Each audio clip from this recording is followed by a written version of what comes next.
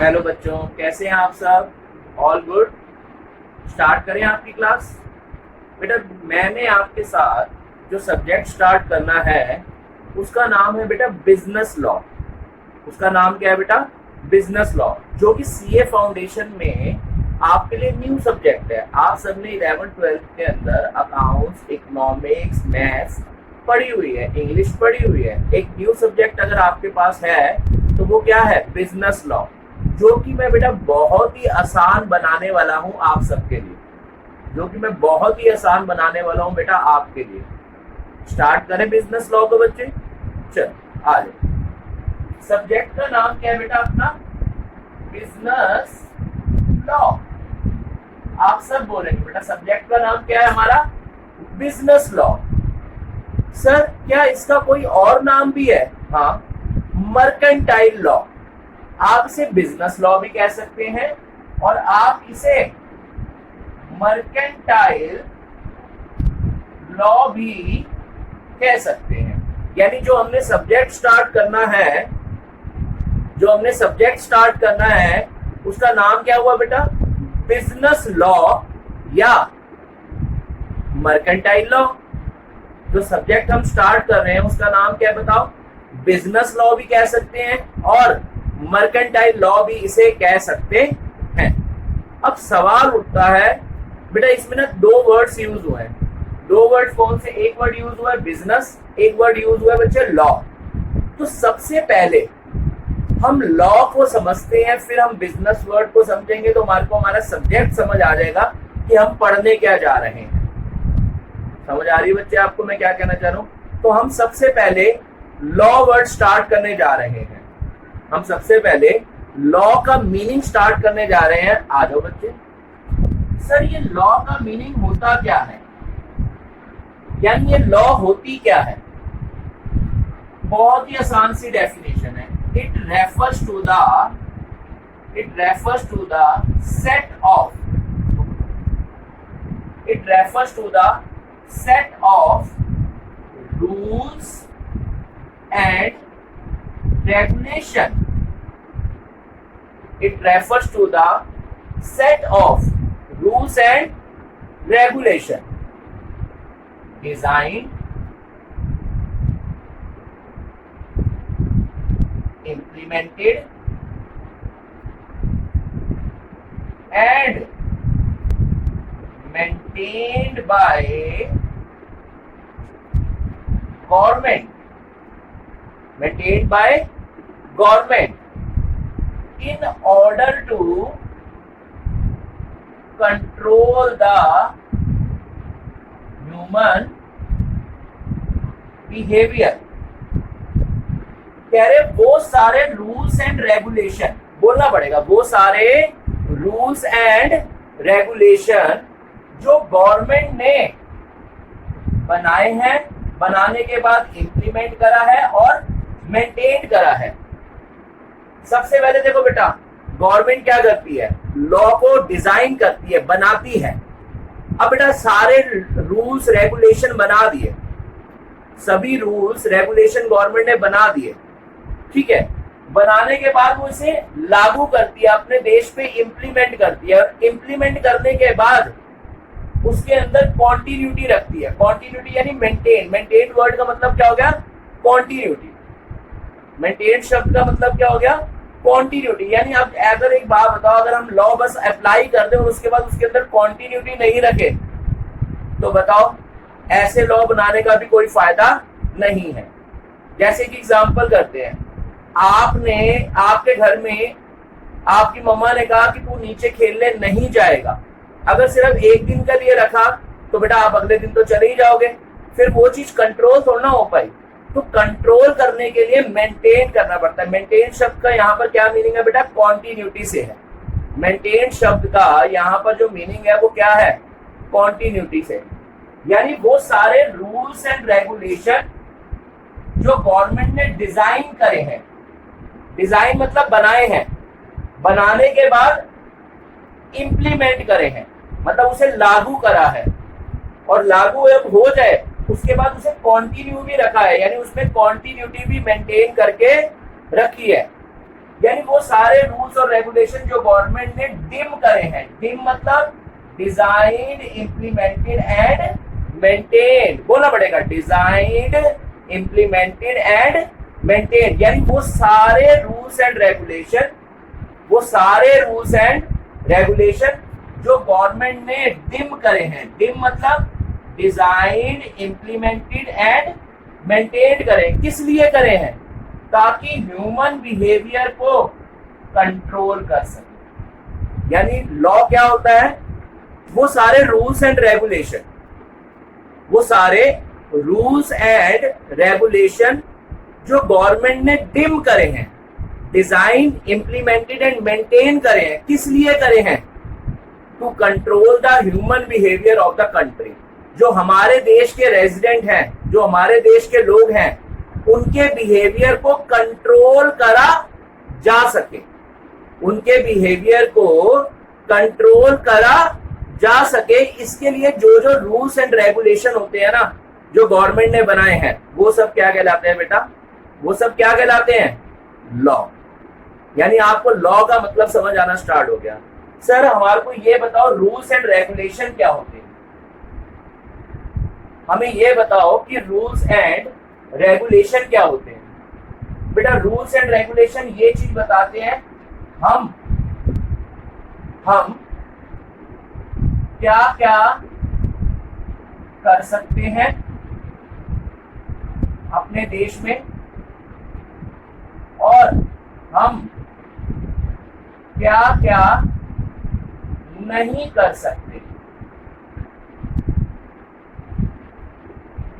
यानी rules and regulation हमें क्या बताते हैं, what we are allowed to do, यानी हम क्या क्या कर सकते हैं, हमें क्या क्या काम करने की इजाजत है और क्या क्या काम करने की इजाजत नहीं है, ये हमें बताते हैं कौन, रूल्स एंड रेगुलेशन। तो मैंने आपके साथ ना बेटा लॉ की बात करी, मैंने क्या कहा, लॉ क्या है, बहुत सारे रूल्स एंड रेगुलेशन का सेट है।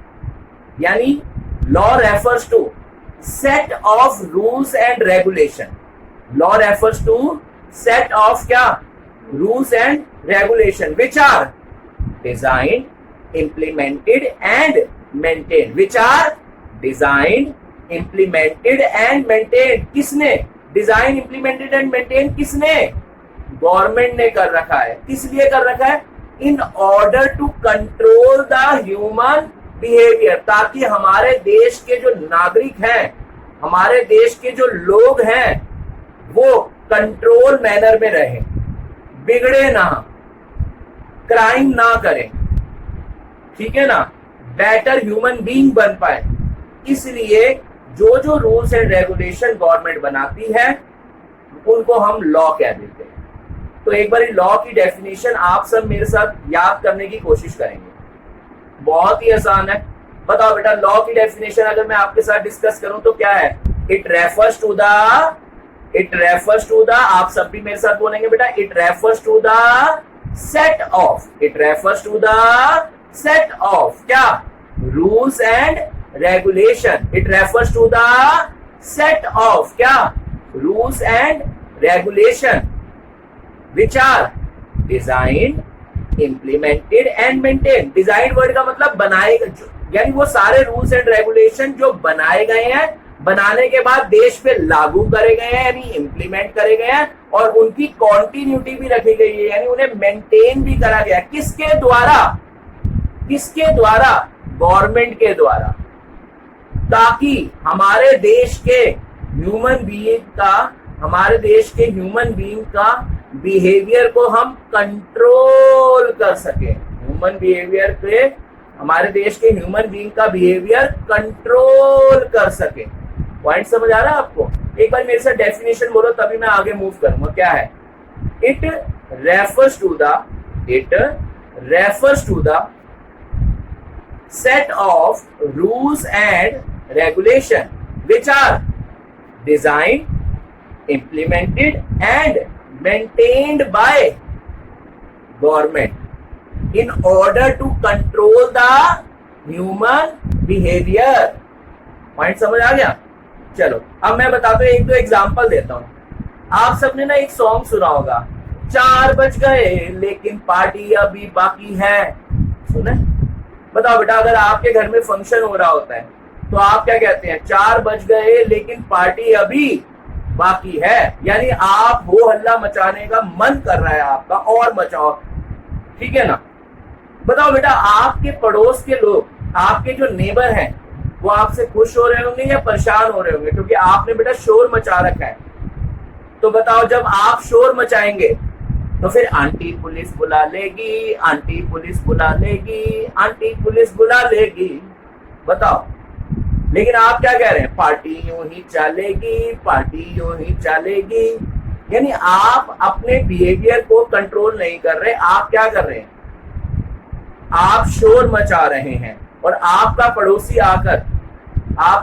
आकर, आपका नेबर आकर पुलिस वालों को कॉल करेगा। पुलिस वाले आके आपका डीजे क्या करा देंगे? बंद करवा देंगे। यानी ये लॉ बना हुआ है कि 10 बजे के बाद डीजे नहीं चला सकते। किस लिए बनाया? कि after 10 o'clock, 10 PM, after 10 PM आप क्या नहीं कर सकते? डीजे प्ले नहीं कर सकते, शोर शराबा नहीं कर सकते। यानी इस लॉ की वजह से ह्यूमन बिहेवियर क्या हो रहा है? कंट्रोल। वो जो ये गाना गा रहे थे, 4 बज गए हैं लेकिन पार्टी अभी बाकी है, यानी उससे क्या हो रहा था? बताओ, ह्यूमन अपने बिहेवियर से बाहर जा रहा था, अनकंट्रोल मैनर में जा रहा था। लेकिन ये लॉ बनने की वजह से अब बताओ बेटा, आप 10 बजे तक ही क्या कर देते हो? अपना डीजे का प्रोग्राम वाइंड अप कर देते हो। पॉइंट समझ आ रहा है आप सबको? यानी हमें एक बात समझ के आ गई कि डीजे पार्टी जो हम 4 बजे तक करने की सोच रहे थे, लॉ बनने की वजह से हम 10 बजे तक ही कर रहे हैं। यानी हम कंट्रोल हो गए ना, हमारा बिहेवियर क्या हो गया? कंट्रोल हो गया। बच्चे, पॉइंट समझ आया? सर एक दो एग्जांपल और बताओ। यार हम हमेशा एक सॉन्ग कहते हैं, गड्डी में 220 ते चला, यानी ओवर स्पीडिंग करो। बताओ बेटा, ओवर स्पीडिंग से एक्सीडेंट होने के चांसेस होते हैं या नहीं? आप क्या कहते हैं?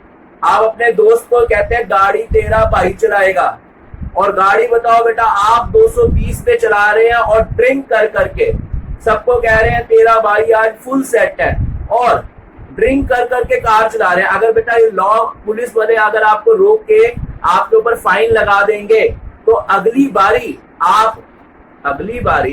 आप बताओ क्या करेंगे? आप ड्रिंक करके कार नहीं चलाएंगे। यानी आप गुड ह्यूमन बीइंग बनकर कार चलाएंगे और ना ही ओवर स्पीडिंग करेंगे। यानी लॉ की वजह से आपका बिहेवियर कंट्रोल में आ गया। जो आप ड्रिंक करके ड्राइव करते या बहुत ओवर स्पीडिंग करते, वो अब आपकी रुक गई। यानी लॉ की वजह से आपका बिहेवियर क्या आ गया? कंट्रोल में आ गया। आपका बिहेवियर किस में आ गया बच्चे? कंट्रोल्ड मैनर में। पॉइंट समझ आ रहा है आपको? पक्का? 2 एग्जांपल आपके साथ करे मैंने। 2 एग्जांपल मैंने आपके साथ बच्चे करे हैं। पहला एग्जांपल क्या था कि डीजे पार्टी लेट नाइट तक नहीं करने दे रहे लॉ, ताकि आप कंट्रोल मैनर में किसी के लिए डिस्टर्बेंस क्रिएट ना कर पाए, यानी आपको कंट्रोल करा गया। दूसरा, जो आप ड्रिंक करके ड्राइव करते या ओवर स्पीडिंग करते, ये सब रोक लिया लॉ ने। पॉइंट क्लियर हो रहा है बच्चे आपको लॉ का मीनिंग क्लियर हुआ? सर ये रूल्स एंड रेगुलेशन हमें ये बताते हैं कि हम क्या क्या कर सकते हैं और हम क्या क्या नहीं कर सकते।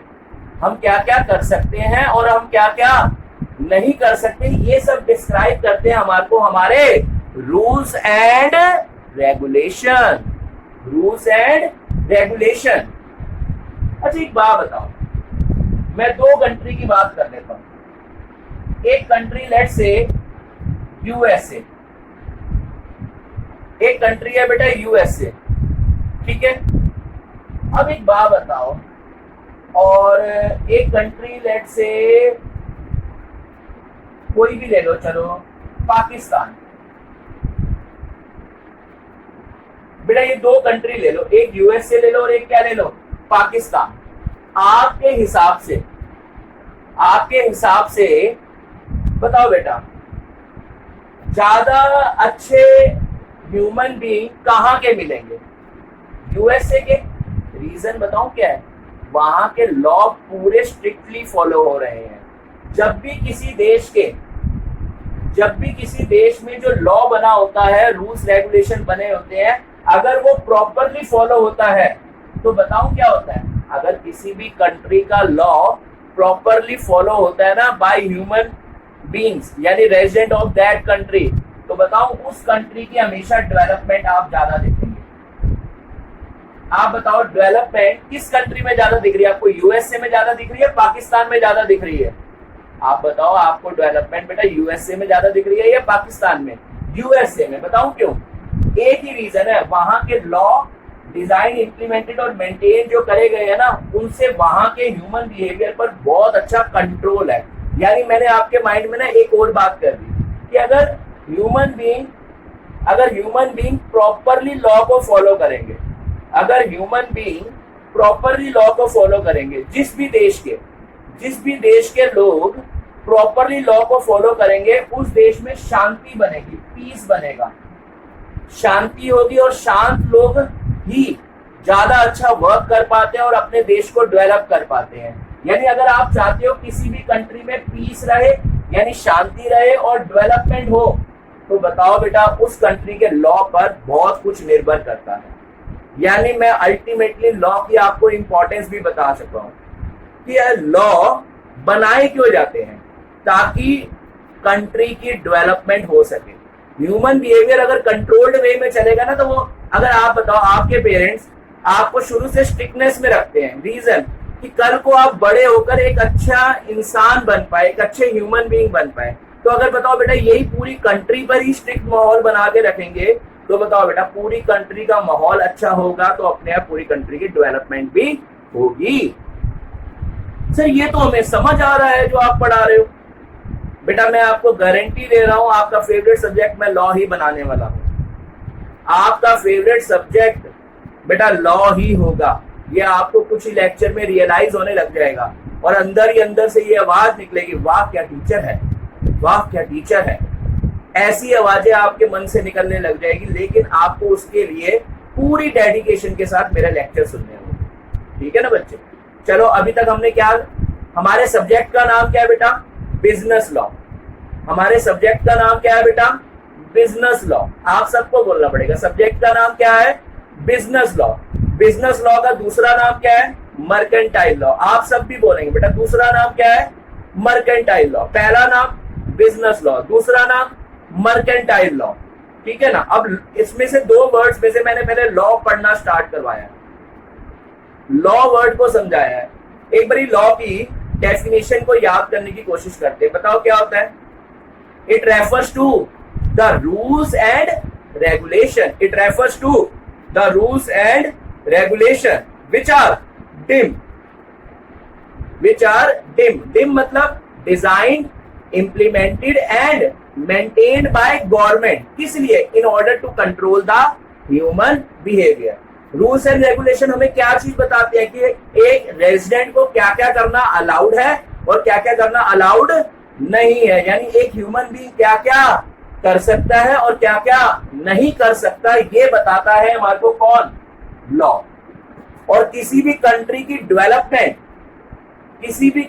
डेवलपमेंट उसकी लॉ पर ही टिकी हुई है। किसी भी कंट्री की डेवलपमेंट बेटा उस कंट्री के लॉ पर ही डिपेंड करती है। अगर उस कंट्री में बेटर लॉ बने हुए हैं, स्ट्रिक्टली फॉलो हो रहे हैं, तो उस कंट्री के रेजिडेंट पीस रहेंगे, उस कंट्री में शांति रहेगी, और उस कंट्री में जहां शांत होते हैं वहां पर काम अच्छे ढंग से होता है, और अच्छे काम से होने से उस देश की डेवलपमेंट भी होती है। सर ये तो हमें समझ आ गया। मैं कह तो रहा हूं बेटा आपको समझ आता ही जाएगा। चलो आप सब पहले अब ये देखो लॉ बनता कैसे है। आप सब अब एक चीज सीखने जा रहे हैं कि लॉ बनता कैसे है, यानी लॉ इवॉल्व कैसे होता है, इवोल्यूशन ऑफ लॉ। लॉ बनता कैसे है किसी भी देश में। हम अपने इंडिया की बात करेंगे, हमारे इंडिया में लॉ बनता कैसे है, उसके लिए आप सबको मेरे साथ यहां पर देखना पड़ेगा। उसके लिए आप सबको मेरे साथ यहां पर देखना पड़ेगा, ठीक है ना। देखो क्या बेटा, सबसे पहले लेट से ये इंडिया है, लेट से ये इंडिया है, ठीक है। लेट से ये क्या है बेटा, इंडिया। अब इंडिया में किसी भी टॉपिक को लेकर प्रॉब्लम्स आई, इंडिया में किसी भी टॉपिक पर क्या आई है, प्रॉब्लम्स। आपको सुनना पड़ेगा। लेट से हमारे इंडिया में किसी भी टॉपिक पर क्या आई है, प्रॉब्लम। प्रॉब्लम आने का मतलब यहाँ पर क्या कंसर्न है सर, लेट से हमारे यहाँ पर ना एयर पोल्यूशन बहुत ज्यादा हो रहा है, लेट से हमारे यहाँ पर एयर पोल्यूशन बहुत ज्यादा हो रहा है, ठीक है। अब इस प्रॉब्लम को सॉल्व करने के लिए कुछ सॉल्यूशंस बनाए जाएंगे, इस प्रॉब्लम को सॉल्व करने के लिए कुछ सॉल्यूशंस बनाए जाएंगे, इस प्रॉब्लम को सॉल्व करने के लिए कुछ सॉल्यूशंस बनाए जाएंगे। सर सॉल्यूशन मतलब कैसे हम एयर पोल्यूशन को कंट्रोल कर सकते हैं, कैसे हम एयर पोल्यूशन को कंट्रोल कर सकते हैं। पॉइंट समझ आ रहा है आपको। इसके लिए ना कुछ रूल्स एंड रेगुलेशन लिखेंगे, इसके लिए बच्चे हम क्या लिखेंगे, कुछ रूल्स एंड रेगुलेशन। अब मेरी बात जरा सुनना, यानी सबसे पहले क्या होता है किसी भी कंट्री में, सबसे पहले बेटा बताओ क्या होता है किसी भी कंट्री में क्या आती है, प्रॉब्लम्स। उन प्रॉब्लम के क्या बनते हैं, सॉल्यूशन। बोलना पड़ेगा सबसे पहले किसी भी कंट्री में क्या आती है, प्रॉब्लम। बोलना पड़ेगा सबसे पहले किसी भी कंट्री में क्या आती है, प्रॉब्लम। प्रॉब्लम के क्या बनते हैं, सॉल्यूशन। सर ये सॉल्यूशन बनाता कौन है, बेटा सॉल्यूशन बनाता है लेजिस्लेचर, ये आपके लिए नया शब्द है। सॉल्यूशन बनाता कौन है प्रॉब्लम के, लेजिस्लेचर। लेजिस्लेचर कौन होता है बताओ, लेजिस्लेचर कौन होता है, लॉ लिखने वाला इंसान। जो लोग लॉ लिखते हैं उन्हें हम लेजिस्लेचर कहते हैं, जो लोग लॉ लिखते हैं उन्हें हम क्या कहते हैं, लेजिस्लेचर। यानी सबसे पहले किसी कंट्री में क्या आती है, प्रॉब्लम। आप सबको बोलना पड़ेगा सबसे पहले किसी कंट्री में क्या आती है, प्रॉब्लम। प्रॉब्लम के क्या बनते हैं, सॉल्यूशन। बोलना पड़ेगा प्रॉब्लम्स के क्या बनते हैं, सॉल्यूशन। और सॉल्यूशन लिखता कौन है, सॉल्यूशन लिखता कौन है, लेजिस्लेचर। सर हम भी बोलेंगे सॉल्यूशन लिखता कौन है, लेजिस्लेचर। पॉइंट समझ आ रहा है। लेजिस्लेचर यानी वो लोग जो लॉ लिखते हैं, जो रूल्स एंड रेगुलेशन लिखते हैं, बनाते हैं, उन्हें हम लेजिस्लेचर कहते हैं। समझ आ गया। अच्छा, जिस पेपर पर ये सारा लॉ लिखा जा रहा है, जिस पेपर पर ये सारा लॉ लिखा जा रहा है, उस पेपर को हम कहते हैं बेटा व्हाइट पेपर। आप सबको बोलना पड़ेगा, उन सबको हम क्या कहते हैं, व्हाइट पेपर। बताओ बेटा अभी तक की बातें। सबसे पहले किसी भी कंट्री में क्या आती है, प्रॉब्लम। प्रॉब्लम के क्या बनते हैं, सॉल्यूशन। बोलना पड़ेगा प्रॉब्लम के क्या बनते हैं, सॉल्यूशन। और सॉल्यूशन कौन लिखते हैं, लेजिस्लेचर। सॉल्यूशन कौन लिखते हैं, लेजिस्लेचर। किस पेपर पर, व्हाइट पेपर पर। बोलना पड़ेगा किस पेपर पर, व्हाइट पेपर पर।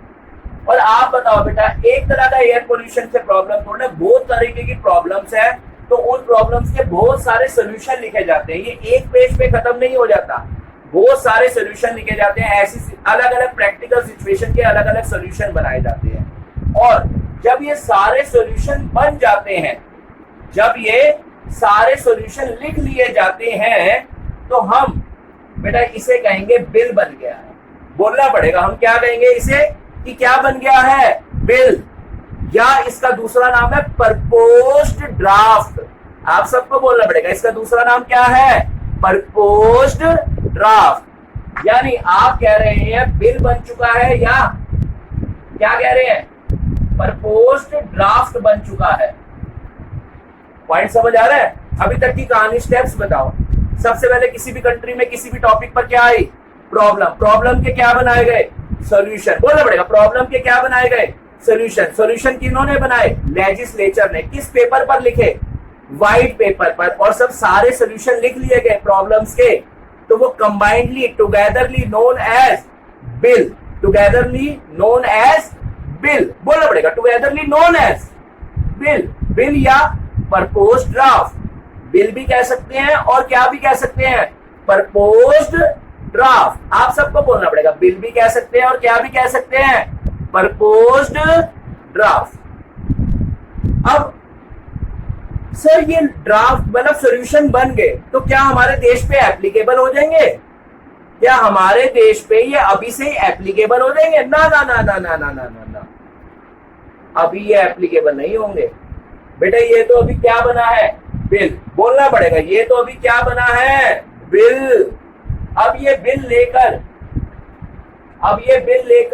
हम पार्लियामेंट में जाएंगे। अब ये बिल लेकर हम पार्लियामेंट में जाएंगे। बोलना पड़ेगा, अब ये बिल लेकर हम पार्लियामेंट में जाएंगे। और पार्लियामेंट के बेटा दो हाउसेस होते हैं, लोअर हाउस और अपर हाउस। बोलना पड़ेगा, पार्लियामेंट में दो हाउसेस होते हैं, कौन कौन से, लोअर हाउस और अपर हाउस। लोअर हाउस मतलब लोकसभा और अपर हाउस मतलब राज्यसभा। पार्लियामेंट के दो हाउसेस होते हैं। तो ये बिल ना वहां पर पेश करा जाएगा, laid down before Lok Sabha. Laid down का मतलब पेश करना, सामने रखना। लेट डाउन का मतलब क्या होता है, पेश करना, सामने रखना। यानी ये बिल लोकसभा में रखा जाएगा, ये बिल लोकसभा में रखा जाएगा, उनके सामने पेश करा जाएगा, लोअर हाउस के सामने। क्या तुम्हारे को इसमें लिखी हुई बातें सही लगती हैं और हमारे देश में एप्लीकेबल होना चाहिए? अगर वहां से लोकसभा से ये क्या हो जाता है, पास, फिर हम ये बिल अभी भी अपनी कंट्री पर एप्लीकेबल नहीं करा सकते, अपनी कंट्री पर एप्लीकेबल नहीं करा सकते। इसके बाद ये बिल कहां पर पेश होगा, राज्यसभा में। बोलना पड़ेगा आपको, ये बिल कहां पर पेश होगा बच्चे, राज्यसभा में, है ना। और अगर राज्यसभा में भी पास हो गया, सर पार्लियामेंट में तो पास हो गया, लोकसभा और राज्यसभा से, क्या आज हम भगड़े पाए कि हमारे देश पे ये एप्लीकेबल हो जाएगा? नहीं, अभी भी नहीं होगा है? अभी भी नहीं होगा। मतलब इसके बाद भी कोई स्टेप रह गया है? हाँ बेटा, लास्ट स्टेप रह गया है। हाँ बच्चे, लास्ट स्टेप रह गया है। सर लास्ट स्टेप पढ़ाने से पहले हमारे से सारे step soon low please please please please बेटा। जैसे तुम कहो, मैंने आज तक आपकी कभी कोई बात टाली ही नहीं है, तो आज कैसे टालूंगा। चलो, सबसे पहले किसी भी कंट्री में क्या आती है, प्रॉब्लम। बोलना पड़ेगा, सबसे पहले किसी भी कंट्री में क्या आती है, प्रॉब्लम। प्रॉब्लम के क्या बनते हैं, सॉल्यूशन। सॉल्यूशन लिखने वाले लोगों को क्या कहा जाता है, लेजिस्लेचर। और जिस पेपर पर वो लिख रहे हैं उसको मैं क्या कहूंगा, व्हाइट पेपर। और सारे व्हाइट पेपर पे जब सारे सॉल्यूशन लिख लिए जाते हैं, टुगेदरली नोन एज बिल या फिर प्रपोज्ड ड्राफ्ट। बिल या फिर प्रपोज्ड ड्राफ्ट। और ये बिल लेकर हम अब कहां पर जाएंगे बताओ, आपके घर पर आएंगे? नहीं नहीं नहीं, कहां जाएंगे, लोकसभा, पार्लियामेंट के लोअर हाउस में। और वहां पर अगर ये पास हो गया, उनके लोगों को लगता है कि यार ये हमारे देश पे एप्लीकेबल होना चाहिए ये वाला लॉ, तो वो वहां से पास हो जाएगा। वहां से पास होने के बाद राज्यसभा यानी अपर हाउस में जाएंगे, वहां पर पास करवाएंगे। वहां पर भी पास हो गए, इसके बाद भी प्रेसिडेंट ऑफ इंडिया। बोलना पड़ेगा बेटा, क्या, president of India. President of India, president of India से सहमति लेनी पड़ेगी। इसे कहते हैं असेंट। असेंट वर्ड का मतलब होता है सहमति। यानी प्रेसिडेंट ऑफ इंडिया जब सहमति दे देगा ना, उसके बाद ही हम ये वाला लॉ अपने देश पर एप्लीकेबल करवा सकते हैं। यानी प्रेसिडेंट ऑफ इंडिया जब इसके लिए क्या दे देगा, असेंट। बेटा एक शब्द है, इसके लिए आपको पढ़ना पड़ेगा, बताओ क्या, असेंट। प्रेसिडेंट ऑफ इंडिया ने जब सहमति दे दी कि हाँ यार ये बिल तो हमारे देश में एप्लीकेबल होना बनता है, जैसे ही प्रेसिडेंट ऑफ इंडिया ने इस चीज के लिए सहमति दे दी कि यार ये हमारे देश में लागू हो सकता है, यानी प्रेसिडेंट ऑफ इंडिया ने जैसी हाँ बोली। अब मेरी अगली बात बहुत ध्यान से सुनना, सब लोग ऐसे ही कान लगा लो। जैसे ही प्रेसिडेंट ऑफ इंडिया ने हाँ कर दी ना, बेटा वैसे ही जिसको अभी तक हम बिल कह रहे थे ना, जिसको अभी तक हम क्या कह रहे थे, बिल, अब आगे से अब हम उसे कहा करेंगे एक्ट। जिसको अभी तक हम क्या कह रहे थे, बिल, यानी इस रास्ते में जिसका नाम क्या था, बिल, अब वो क्या कहलाएगा, एक्ट। आप सबको बोलना पड़ेगा जो अभी तक बिल था वो किसमें कन्वर्ट हो जाएगा, इनटू द एक्ट। बोलना पड़ेगा जो अभी तक बिल था वो अब किसमें कन्वर्ट हो जाएगा, एक्ट। पॉइंट समझ आ रहा है बेटा? आज फर्स्ट लेक्चर के बाद आपकी नसों में दौड़ेगी लॉ, मैं आपको बता रहा हूं। आप कहीं पर भी घूमेंगे लॉ लॉ लॉ लॉ ही माइंड में फिट होएगी, ठीक है ना?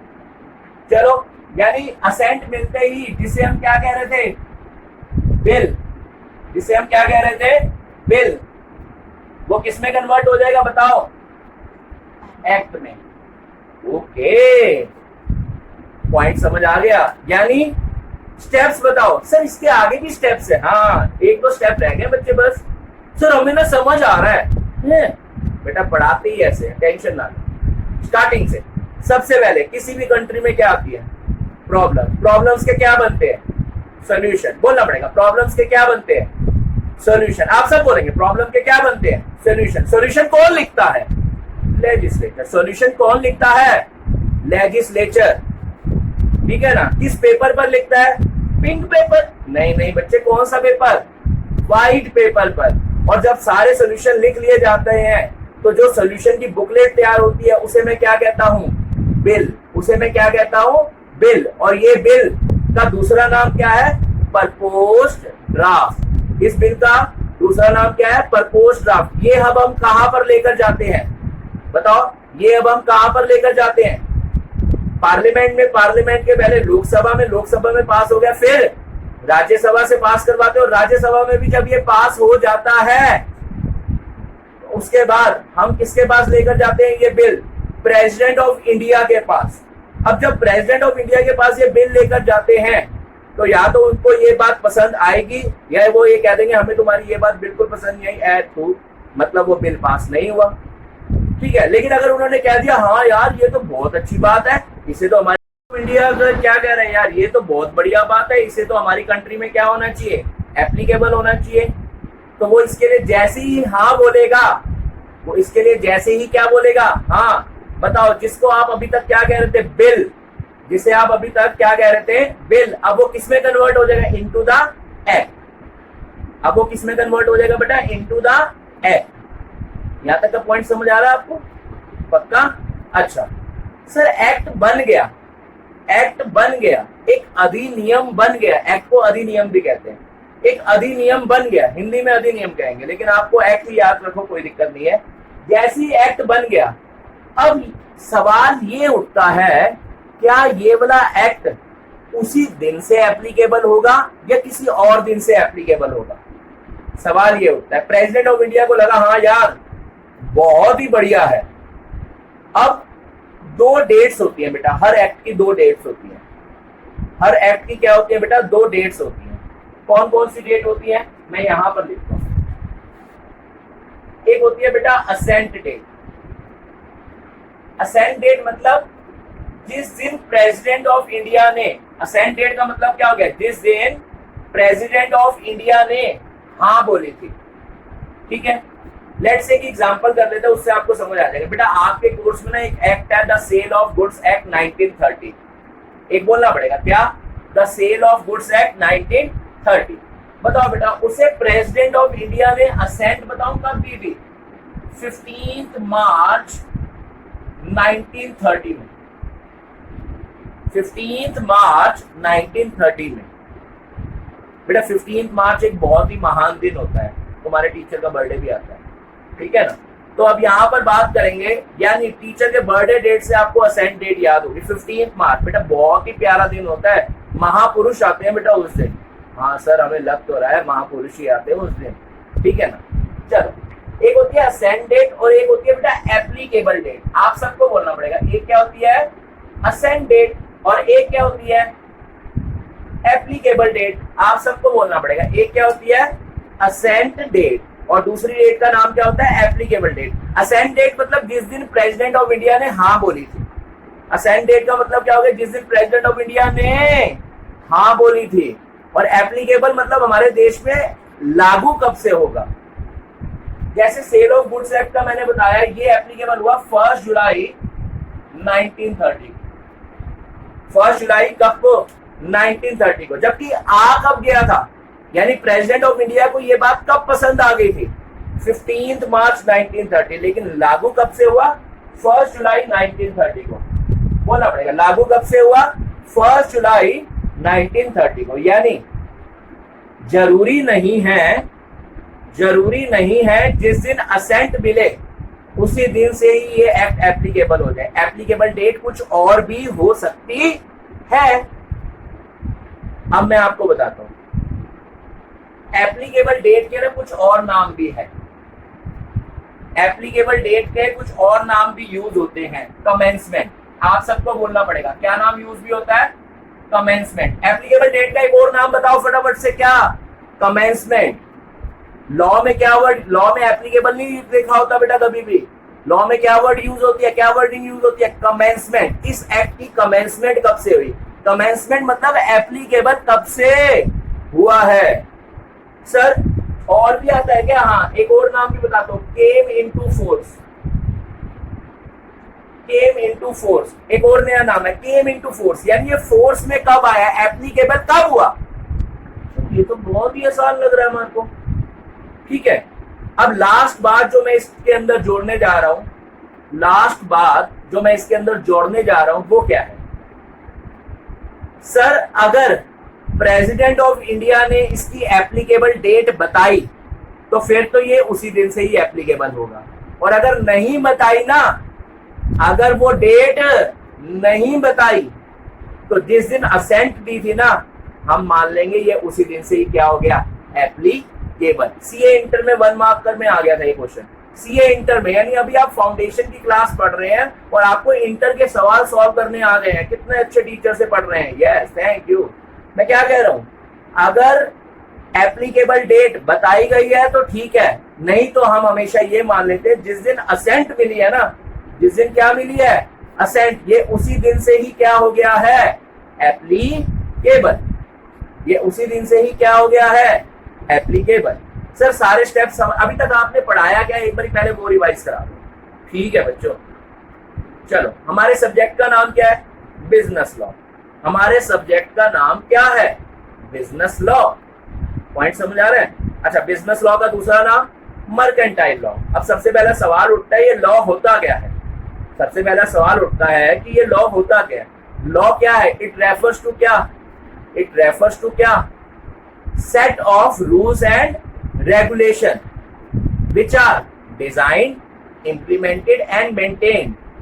डिजाइन मतलब बनाना, इंप्लीमेंट मतलब उसे लागू करना, और लागू करने के बाद उसमें कॉन्टिन्यूटी भी रखना। Design, implemented and maintained by किसके द्वारा, गवर्नमेंट के द्वारा। किस लिए, in order to control the human behaviour, in order to control the human behaviour.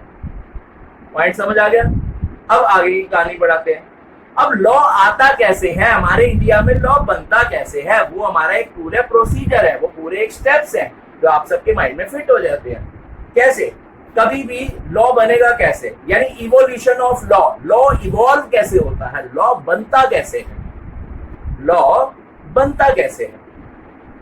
Law का बनने के बेटे कुछ स्टेप्स है। सबसे पहले किसी भी टॉपिक पर कोई भी प्रॉब्लम देश में आ जाती है, उस प्रॉब्लम को सॉल्व करने के लिए लेजिस्लेचर, उस प्रॉब्लम को सॉल्व करने के लिए लेजिस्लेचर कुछ क्या लिखते हैं, रूल्स एंड रेगुलेशन सॉल्यूशंस लिखते हैं। जिस पेपर पे लिखते हैं वो व्हाइट पेपर कहलाता है, जिस पेपर पर लिखते हैं वो क्या कहलाता है, व्हाइट पेपर, ठीक है ना। जिस पेपर पे लिखते हैं बेटा उसे हम क्या कहते हैं, व्हाइट पेपर। और जब ये सारे सॉल्यूशन लिख लिए जाते हैं, जब ये सारे सॉल्यूशन लिख लिए जाते हैं तो सारे solution togetherly known as bill या फिर प्रपोज्ड ड्राफ्ट। अब ये बिल लेकर हम कहाँ जाते हैं बताओ, एमपीएस मॉल जाते हैं, कहाँ जाते हैं, लोकसभा। लोकसभा में पास हो गया तो फिर राज्यसभा, राज्यसभा में पास हो गया तो फिर प्रेसिडेंट ऑफ इंडिया के पास, और प्रेसिडेंट ऑफ इंडिया के पास जाकर, प्रेसिडेंट ऑफ इंडिया के पास जाकर इसके लिए असेंट लेते हैं। अगर प्रेसिडेंट ऑफ इंडिया ने या तो इसकी असेंट देगा या नहीं देगा। अगर इसकी असेंट मिल गई तो बताओ बेटा, जो अभी तक बिल कहला रहा था वो क्या कहलाएगा? एक्ट। अब से जिसको आप अभी तक बिल कह रहे थे वो किस में कन्वर्ट हो गए? Into the act. Point clear हो गया? इनटू द एक्ट, ठीक है ना?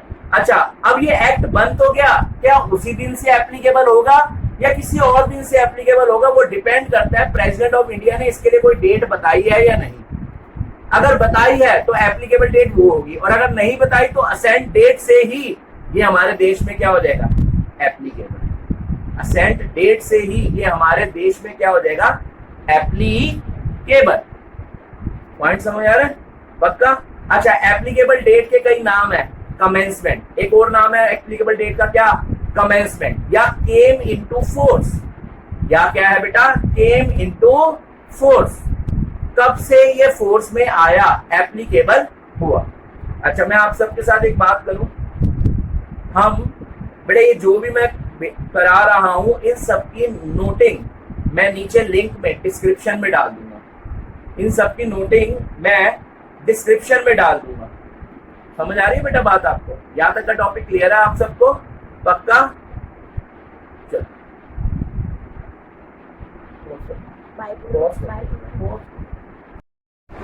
अब बच्चे मैं आपके साथ जो अगली बात डिस्कस करने जा रहा हूं वो बहुत ही आसान और बहुत ही फेवरेट बनने वाली है आपकी। क्या? जब भी बेटा कोई लॉ बन जाता है तो आप एक बात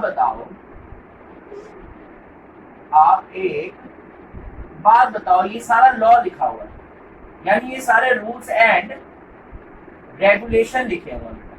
पॉइंट समझ आ रहा है? ये सब क्या लिखे हुए हैं? Rules and regulation. जैसे एग्जांपल मान लेते हैं बेटा, ये क्या है?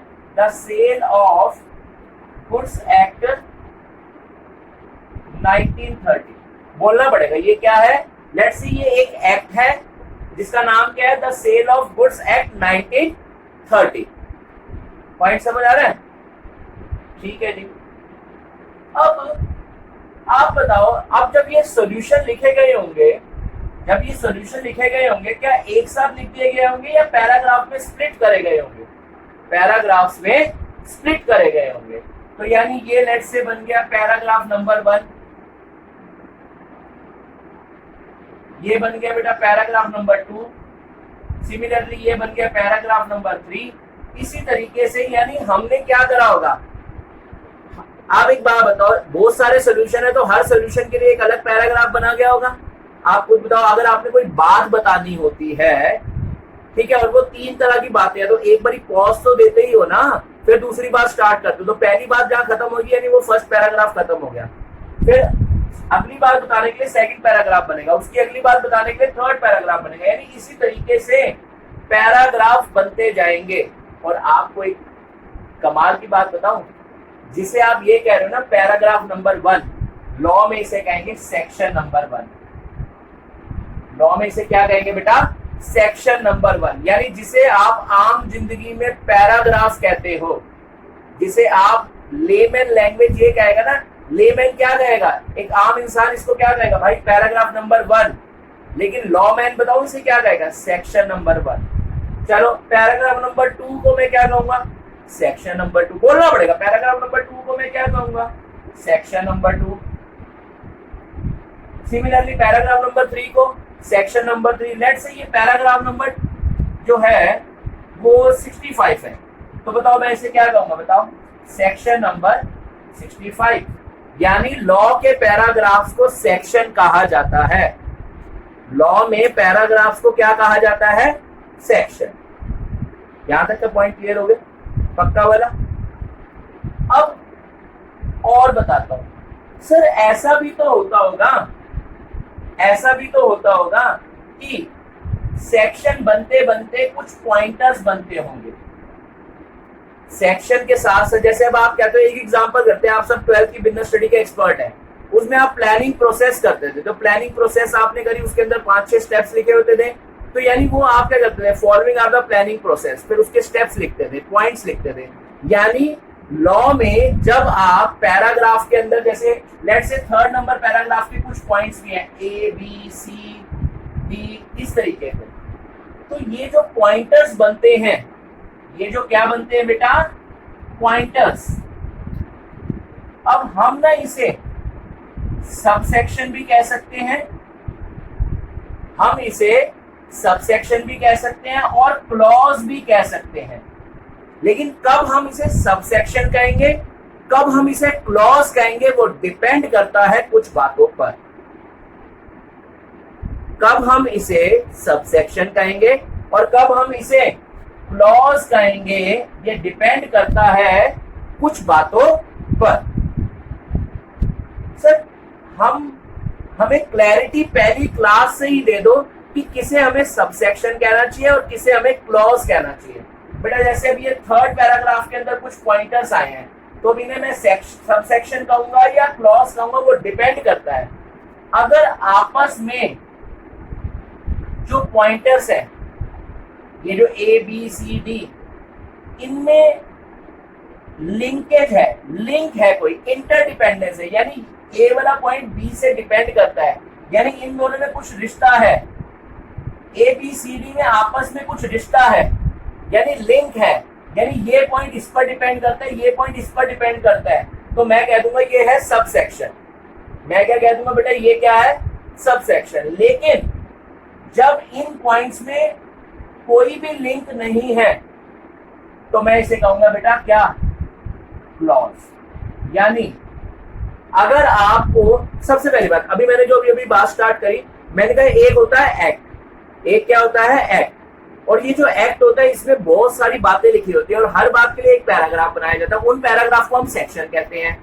ठीक है, पैराग्राफ नंबर 1 को सेक्शन नंबर 1, पैराग्राफ नंबर 2 को सेक्शन नंबर 2, पैराग्राफ नंबर 3 को सेक्शन नंबर 3, और इस तरह से जो भी पैराग्राफ होगा उसको हम वही वाला सेक्शन नंबर दे देंगे। अब सवाल उठता है, पैराग्राफ लिखते लिखते बीच में पॉइंटर्स भी तो आ जाते हैं। थर्ड पैराग्राफ जहां पर खत्म हो रहा है उसके बाद A B C D E, कुछ इस तरीके के पॉइंटर्स भी तो आ जाते हैं। क्या उन पॉइंटर्स में आपस में कोई डिपेंडेंस है, लिंक है? अगर लिंक होता है तो उसे हम सबसेक्शन कहते हैं, और अगर उनमें लिंक नहीं होता तो उसे हम क्लॉज कहते हैं। सर एक एग्जांपल देना। बेटा आपने कभी डिक्शनरी देखी है? डिक्शनरी कैसे होती है? उसमें ए से मीनिंग लिखने स्टार्ट होते हैं और एंड जेड तक मीनिंग जाते हैं। अब जो पहला मीनिंग जिसका दे रखा है और जो दूसरा मीनिंग दे रखा है, इन दोनों पॉइंटर्स में आपस में किसी भी तरीके का कोई डिपेंडेंस है, लिंक है? पहले शब्द का मीनिंग कुछ और है और दूसरे शब्द का मीनिंग कुछ और है, यानी फर्स्ट पैराग्राफ और सेकंड पैराग्राफ में आपस में कोई भी लिंक नहीं है। तो बताओ बेटा, डिक्शनरी में जो पैराग्राफ्स लिखे हुए हैं उनमें आपस में पॉइंट 1, पॉइंट 2, पॉइंट 3, पॉइंट 4 आपस में किसी भी तरीके के पॉइंटर में लिंकेज नहीं है। तो मैं बताओ यहाँ पर सबसेक्शन बोलूं या क्लॉज? आपसे ही सुनना चाहूंगा, क्या बोलूं? इन्हें मैं कहूंगा क्लॉज। क्यों? क्योंकि पॉइंटर्स में आपस में लिंकेज नहीं है। लेकिन आपने प्लानिंग की प्रोसेस जो लिखी, प्लानिंग की जो प्रोसेस लिखी है, उनमें जो पॉइंटर्स है, बताओ बेटा, सेकंड स्टेप फर्स्ट स्टेप पे डिपेंड करता है, थर्ड स्टेप सेकंड स्टेप पे डिपेंड करता है, यानी आपस में लिंकेज है, सेम बात पर ही बने हुए हैं सारे पॉइंट्स, सेम बात पर ही बने हुए हैं। तो इसलिए मैं उसे क्या कह दूंगा, सबसेक्शन। यानी आज आपके पॉइंट मैंने एक और ऐड कर दिया कि सेक्शन के जो पॉइंटर्स होते हैं, अब वो तो या तो सबसेक्शन कहलाते हैं या फिर वो क्या कहलाते हैं, क्लॉज। या तो वो सबसेक्शन कहलाते हैं या फिर वो क्या कहलाते हैं, क्लॉज। अब डिपेंड करेगा कि पॉइंटर्स में आपस में लिंकेज है या नहीं। अगर लिंक है तो सबसेक्शन, लिंक नहीं है तो क्लॉज। यहां तक के पॉइंट क्लियर हो रहे हैं आपको? पक्का? चल अब मैं एक एग्जांपल देता हूं। जैसे ये बना हुआ the sale of goods act 1930। आपको पता है कोई भी एक्ट जब लिखा जाता है तो इसमें कैपिटल ए यूज होगा, कभी भी स्मॉल ए यूज नहीं होगा। यानी लॉ में जब भी एक्ट के नेम के साथ एक्ट वर्ड यूज होगा, जो भी अभी हमने एक्ट बनता जैसे सीखा था, वो एक्ट के लिए हमेशा कैपिटल अल्फाबेट यूज होगा, कैपिटल ए यूज होगा, स्मॉल वाला नहीं होगा। पॉइंट समझ आ गया आपको? कौन सा यूज होगा? कैपिटल ए यूज होगा, स्मॉल वाला ए यूज नहीं होगा। समझ आ गया आपको? सर स्मॉल वाला ए यानी इसका मतलब हो गया, ये देखो, अगर आपने ए से लिखा है एक्ट तो आप समझ जाना कौन से वाला एक्ट, लॉ वाला है। और अगर स्मॉल ए से लिखा है, अगर आपने स्मॉल ए से लिखा है, इसका मतलब टू डू, कुछ करना। समझ आ गए? तो बताओ बेटा, लॉ में हमेशा एक्ट के लिए कौन सा वाला अल्फाबेट यूज होगा, कैपिटल वाला या स्मॉल लेटर? कैपिटल वाला। पॉइंट क्लियर है अभी तक के? सर एक बात बताना, आपने हमारे साथ काफी सारी जो बातें अभी तक की डिस्कस करी, एक बार पहले उसे रिवाइज कराना। बेटा हमने आज सब्जेक्ट कौन सा स्टार्ट करा है? सबसे आसान का दूसरा नाम बिजनेस लॉ, तीसरा नाम मर्केंटाइल लॉ। अब ये लॉ होता क्या है? वो सारे रूल्स एंड रेगुलेशन जो गवर्नमेंट बनाती है, इंप्लीमेंट करती है, मेंटेन करती है, ताकि हमारी कंट्री के लोगों का बिहेवियर कंट्रोल में रहे। समझ आ रही बात आपको? पक्का? फिर ये लॉ बनता कैसे है? लॉ बनता कैसे बेटा? सबसे पहले किसी भी कंट्री में प्रॉब्लम आती है, प्रॉब्लम के सोल्यूशन आते हैं। सोल्यूशन लिखता कौन है? लेजिस्लेचर। सोल्यूशन लिखता कौन है? लेजिस्लेचर। जिस पेपर पे लिख रहे हैं उसे हम क्या कहते हैं? White paper. जिस पेपर पे हम सोल्यूशन लिख रहे हैं उसे हम क्या कहते हैं? White paper. यहाँ तक का पॉइंट समझ आया? अच्छा, ये व्हाइट पेपर पे जब सारे सोल्यूशन लिख लेते हैं तो वो togetherly known as bill. Bill का दूसरा नाम प्रपोज्ड ड्राफ्ट। ये हम कहाँ लेकर जाएंगे? लोकसभा। लोकसभा के बाद राज्यसभा, दोनों जगह से पास हो गए, फिर प्रेसिडेंट ऑफ इंडिया के पास। प्रेसिडेंट ऑफ इंडिया ने अगर इसके लिए हाँ कर दी तो ये बिल से अब क्या कहलाएगा? एक्ट। अब ये एक्ट उसी दिन से एप्लीकेबल होगा या अलग दिन से होगा, ये डिपेंड करेगा प्रेसिडेंट ऑफ इंडिया ने डेट बताई है या नहीं। अगर बताई है तो ये एक्ट उस दिन से एप्लीकेबल होगा, और अगर नहीं बताई तो जिस दिन असेंट मिली है या उसी दिन से ही क्या हो जाएगा? एप्लीकेबल। पॉइंट समझ आ रहा है? अच्छा, एप्लीकेबल लॉ में वर्ड यूज नहीं होता। लॉ में कौन सा वर्ड यूज होता है? कमेंसमेंट या केम इनटू फोर्स। फिर मैंने एक और बात अभी करी, जो लॉ लिखा जाता है उसमें बेटा काफी सारे पैराग्राफ्स बनते हैं। हर बात के लिए एक पैराग्राफ बनता है, और उन पैराग्राफ का नाम होता है सेक्शन। यानी लॉ में हम पैराग्राफ को क्या कहते हैं बेटा? सेक्शन कहते हैं। बोलना पड़ेगा, लॉ में हम पैराग्राफ को क्या कहते हैं? सेक्शन कहते हैं। यहां तक के पॉइंट क्लियर है आपको? पक्का? अच्छा, सेक्शन के अंदर भी या तो सब सेक्शन बनते हैं या क्लॉजेस बनते हैं। यानी सेक्शन के अंदर आने वाले पॉइंटर्स जो होते हैं, सेक्शन के अंदर आने वाले जो पॉइंटर्स होते हैं उन्हें या तो हम सब सेक्शन कहेंगे या क्लॉज कहेंगे। डिपेंड करेगा किस चीज पे डिपेंड करेगा? अगर पॉइंटर्स में आपस में लिंक है, डिपेंडेंस है, मिलते जुलते सेम टॉपिक पर ही है, तो हम इन्हें क्या नाम दे देंगे बेटा? क्लॉज। हम इन्हें क्या नाम दे देंगे? Sub section. और अगर आपस में लिंकेज नहीं है, मैं दोबारा बोल रहा हूं, अगर बेटा पॉइंटर्स में आपस में डिपेंडेंस है, लिंकेज है, तो हम इन्हें क्या दे देंगे नाम? Sub section. और अगर लिंकेज नहीं है तो मैं क्या नाम दे दूंगा? क्लॉज। पॉइंट समझ आया? अच्छा, एक्ट जो होता है, जो भी कोई एक्ट होता है, जो भी कोई कानून होते हैं, उनमें जो एक्ट होता है उसके लिए अल्फाबेट कैपिटल लेटर यूज होगा या स्मॉल फॉन्ट कैपिटल वाला यूज होगा? ठीक है ना? स्मॉल किसके लिए होता है? टू डू के लिए, कोई काम करने के लिए। अब बता, बहुत ही गहरी बात आपके साथ डिस्कस करने जा रहा हूं। ईयर कौन सा मेंशन होता है? कौन सा ईयर मेंशन होगा? बेटा देखो, ये ऐसी बात है जो आपके माइंड में फिट हो जानी चाहिए। एक्ट के नाम के पीछे जो ईयर यूज होता है, अब मैं आपको दो ऑप्शन देता हूं। एक तो असेंट ईयर हो सकता है और एक एप्लीकेबल ईयर हो सकता है। अब आपके हिसाब से असेंट ईयर आना चाहिए या एप्लीकेबल ईयर आना चाहिए? मैं आपसे चलो 1 मिनट का टाइम देता हूं। अच्छा, आप नोटिंग की टेंशन ना लेना, मैं डिस्क्रिप्शन में लिंक डाल दूंगा, उसमें आपको सारी नोटिंग समझ आ जाएगी। ठीक है ना? आपको नोटिंग की टेंशन लेने की जरूरत नहीं है, आपको सिर्फ समझना है। बताओ कौन सा ईयर आएगा? असेंट ईयर आता है या एप्लीकेबल ईयर आता है? अपने अपने मन में जवाब सोच लिया आपने?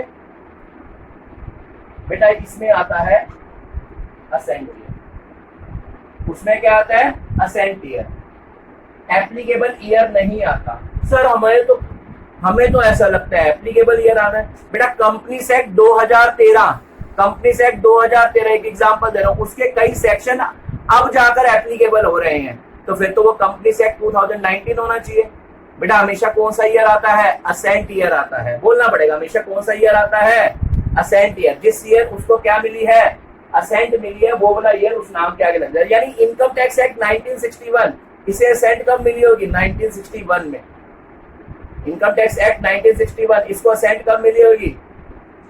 1961 में। इंडियन कॉन्ट्रैक्ट एक्ट 1872, कई एक्ट्स के नाम ले रहा हूं, आपको याद करने की जरूरत नहीं, बस मैं एक पॉइंट पूछना जा रहा हूं, उसको असेंट कब मिली होगी? 1872 में।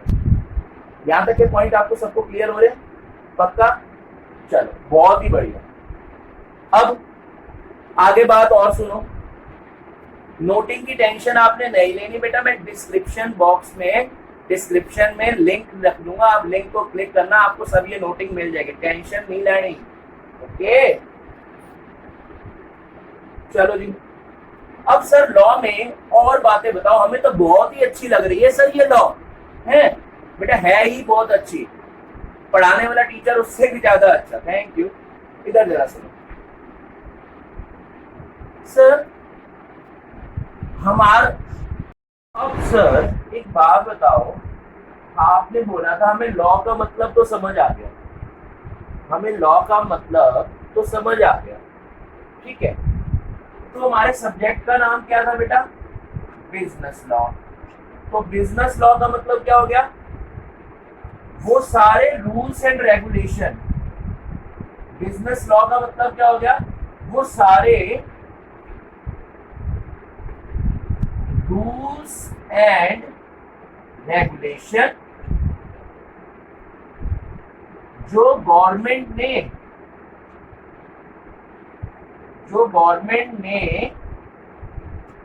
डिम करे हैं, डिम मतलब समझ रहे हो ना, डिजाइन इंप्लीमेंट एंड मेंटेन करे हैं, in relation to business, in relation to business, यानी वो सारे रूल्स एंड रेगुलेशन जो गवर्नमेंट ने डिम करे हैं, जो गवर्नमेंट ने डिम करे हैं इन रिलेशन टू, जो गवर्नमेंट ने डिम करे हैं इन रिलेशन टू बिजनेस।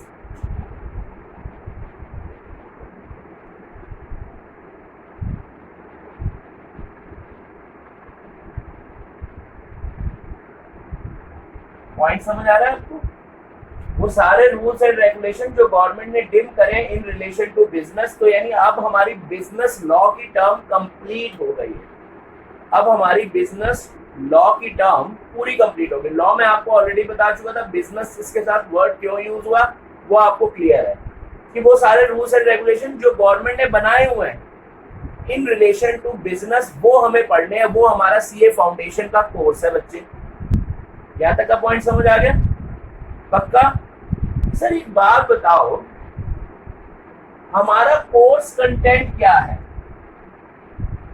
हमारा कोर्स कंटेंट क्या है और उसकी अप्रोक्सीमेट वेटेज क्या रही है पास्ट एग्जाम्स में, हमारा कोर्स कंटेंट क्या है और अप्रोक्सीमेट उसकी वेटेज क्या रही है, वो अब हम पढ़ने जा रहे हैं। बेटा देखो, हमारे कोर्स में सीए फाउंडेशन में जो बिजनेस लॉ आती है बेटा, हमारे कोर्स में जो बिजनेस लॉ आती है वो आती है बेटा 60 मार्क्स की, वो क्या आती है बेटा 60 मार्क्स की, ठीक है ना, यानी बिजनेस लॉ की अगर वेटेज की बात करूं तो बेटा क्या है 60 मार्क्स। अब इसके अंदर कोर्स कंटेंट क्या क्या है उसके ऊपर जब मैंने बात करी, तो जो पहला एक्ट है जो हमारे कोर्स में है उसका नाम है the Indian contract act 1872, the Indian contract act 1872। दूसरा act the sale of goods act, the sale of goods act 1930। Third act जो हमारे कोर्स में है बच्चे उसका नाम है the Indian partnership act, the Indian partnership act 1932। Fourth act जो हमें पढ़ना है, फोर्थ एक्ट जो हमें पढ़ना है उसका नाम क्या है बच्चे, the limited liability partnership act 2008। और लास्ट एक्ट जो बेटे हमारे सीए फाउंडेशन में है उसका नाम है बेटा द कंपनीज एक्ट 2013। ये तो रहा बच्चे हमारा कोर्स कंटेंट जो हमें over the period CA foundation में पढ़ना है। ठीक है ना बच्चे, जो ओवर द पीरियड हमें सीए फाउंडेशन में पढ़ना है। अब सर सवाल ये उठता है कि ये हर एक्ट कितने कितने मार्क्स का आ जाता है अप्रोक्सीमेट। बताता हूँ बच्चे मैं आपको, अप्रोक्सीमेट 22 मार्क्स का हमारा इंडियन कॉन्ट्रैक्ट एक्ट आ जाता है। अप्रोक्सीमेट 22 मार्क्स का इंडियन कॉन्ट्रैक्ट एक्ट आ जाता है। 16 मार्क्स का approximate sale of goods act आ जाता है। 16 मार्क्स का अप्रोक्सीमेट इंडियन पार्टनरशिप एक्ट आ जाता है। 5 मार्क्स का approximate limited liability partnership act आ जाता है। ये मैं बता रहा हूं on the basis of past experience, यानी पास्ट एग्जामिनेशन जो आईसीआई ने कंडक्ट करे हैं सीए फाउंडेशन में, तो जनरली ये वेटेज रही है बच्चे। और लास्ट कंपनीज एक्ट कितने का आ जाता है? 13 मार्क्स के आसपास का। ये ऑन एन एवरेज एग्जामिनर ने इनसे पूछा है। अब इनका टोटल करते हैं, 22 प्लस 60 38, 54 और 5 59 और 13 72 मार्क्स। सर हम आपसे नाराज हैं, हम आपसे नाराज हैं, आपने हमसे झूठ बोला। नहीं बच्चे, मैंने कब झूठ बोला? सर आप तो कह रहे थे हमारा बिजनेस लॉ 60 मार्क्स की है सीए फाउंडेशन में, और यहाँ पर आपने 72 मार्क्स का बता दिया। बेटा मैंने दोनों ही बातें सच्ची बोली है। एक्चुअल में होता क्या है, 72 मार्क्स का पेपर आपके पास आता है, उसमें से आपको 60 मार्क्स का अटेम्प्ट करना होता है। यानी एग्जामिनर क्वेश्चन तो आपसे इतना ही पूछेगा 72 मार्क्स में, लेकिन उसमें से जनरली 60 मार्क्स का पेपर आपको अटेम्प्ट करना होता है। आपका बेटा बिजनेस लॉ का जो पेपर है उसमें 72 मार्क्स का पूछा जाएगा, जिसमें से आपको 60 मार्क्स का अटेम्प्ट करना है। यहाँ तक का पॉइंट क्लियर है बच्चे आपको? ठीक है ना। अब यहाँ पर हम बात कर लेते हैं, आपका पेपर बच्चे सब्जेक्टिव है। सब्जेक्टिव का मतलब क्या हो गया कि आपको एमसीक्यू बेस्ड पेपर नहीं आएगा। जैसे आपका मैथ्स और इकोनॉमिक्स का पेपर एमसीक्यू रूप में आएगा, वैसे लॉ का पेपर एमसीक्यू रूप में नहीं आएगा, ये कॉन्सेप्चुअल आएगा। इसमें आपको थ्योरी फॉर्म में आंसर लिखने होंगे, जिसमें दो तरह के क्वेश्चन आपसे पूछे जाएंगे। कुछ क्वेश्चन डायरेक्ट क्वेश्चन होंगे, कुछ क्वेश्चन बच्चे डायरेक्ट क्वेश्चन होंगे, और कुछ होंगे बेटा केस स्टडी बेस्ड, यानी कुछ होंगी केस स्टडीज। केस स्टडीज और डायरेक्ट क्वेश्चन क्या होते हैं बेटा? हम ओवर द टॉपिक साथ साथ समझेंगे और सफिशिएंट प्रैक्टिस करेंगे डायरेक्ट क्वेश्चंस पर भी और केस स्टडीज पर भी। बोलो बेटा, आज की क्लास में हमने ना कुछ बातें करी, जनरल बातें। आपका सब्जेक्ट स्टार्ट अभी हमने कोई भी नहीं करा, एक्ट का कोई भी स्टार्टिंग नहीं करी। अभी मैंने सिर्फ आपको लॉ क्या होता है आज वो ही समझाया है। बताओ बेटा लॉ क्या होता था? वो सारे रूल्स एंड रेगुलेशन जो गवर्नमेंट ने डिम करे in order to control the human behaviour. बनता कैसे? सबसे पहले क्या होता था कंट्री में? प्रॉब्लम के क्या आते थे? सोल्यूशन जो बंदा लिखता था लेजिस्लेचर जिस पेपर पे लिखता था उसे व्हाइट पेपर कहते हैं। और सारे सोल्यूशन जब लिख लिए जाते हैं वो टुगेदरली नोन एज बिल, और बिल को दूसरे नाम पर पोस्ट ड्राफ्ट, फिर लोकसभा में पास कराया जाता है, फिर राज्यसभा में पास कराया जाता है, फिर प्रेसिडेंट ऑफ इंडिया के पास लेकर जाते हैं, और जब वो उसको असेंट दे देता है तो फिर वो बिल एक्ट में कन्वर्ट हो जाता है। अब वो एक्ट कब से एप्लीकेबल होगा डिपेंड करेगा, डेट बता रखी। अगर डेट बता रखी तो तब से, और अगर डेट नहीं बता रखी तो असेंट ईयर से एप्लीकेबल हो जाता है। अब कोई भी एक्ट का जो नेम होता है उसमें जो एक्ट वर्ड यूज होगा उसके लिए कैपिटल अल्फाबेट ए ही यूज होगा, और जो ईयर होगा वो असेंट ईयर होगा। जिस साल उस एक्ट को असेंट मिली थी प्रेसिडेंट ऑफ इंडिया से, वो ईयर उस एक्ट के नाम के पीछे लग जाता है। ठीक है ना बच्चे? फिर आगे की बात करते हैं। फिर मैंने आपको बताया था लॉ में जो पैराग्राफ्स होते हैं उन्हें सेक्शन कहा जाता है, और सेक्शन के अंदर जो पॉइंटर्स बनते हैं या तो वो क्लॉज होंगे या फिर वो सब सेक्शन होंगे, डिपेंड करता है। अगर आपस में पॉइंटर्स में लिंकेज है, अगर आपस में पॉइंटर्स में लिंकेज है तो हम बताओ क्या कह देंगे कि वो सबसेक्शन है, और अगर लिंकेज नहीं है तो वो क्या कहलाएगा बच्चे, क्लॉज कहलाएगा। यहाँ तक का पॉइंट बच्चे आपको क्लियर है। फिर मैंने आपको बताया बिजनेस लॉ का मतलब क्या होता है। बिजनेस लॉ का मतलब वो सारे रूल्स एंड रेगुलेशन जो गवर्नमेंट ने बना रखे हैं, वो सारे रूल्स एंड रेगुलेशन जो गवर्नमेंट ने बना रखे हैं रिलेटेड टू बिजनेस, उसमें से हमें 5 एक्ट पढ़ने हैं, उसमें से बच्चे हमें 5 एक्ट्स पढ़ने हैं, और उन एक्ट्स के नाम मैंने आपके साथ डिस्कस कर लिए। अप्रोक्सीमेट इनकी वेटेज भी क्या क्या रही है एग्जाम में वो भी डिस्कस कर ली। टोटल मिलाकर आपका 72 मार्क्स का बिजनेस लॉ का पोर्शन आता है, और उसमें से आपको 60 मार्क्स का अटेम्प्ट करना होता है, ठीक है ना। आपका पेपर बच्चे सब्जेक्टिव है, जिसमें डायरेक्ट क्वेश्चन और केस स्टडीज बेस्ड क्वेश्चन पूछे जाते हैं, जो हम आने वाले लेक्चर्स में बहुत ही आसानी से कवर करने वाले हैं। मिलते हैं बच्चे नेक्स्ट वीडियो में, बाय बाय।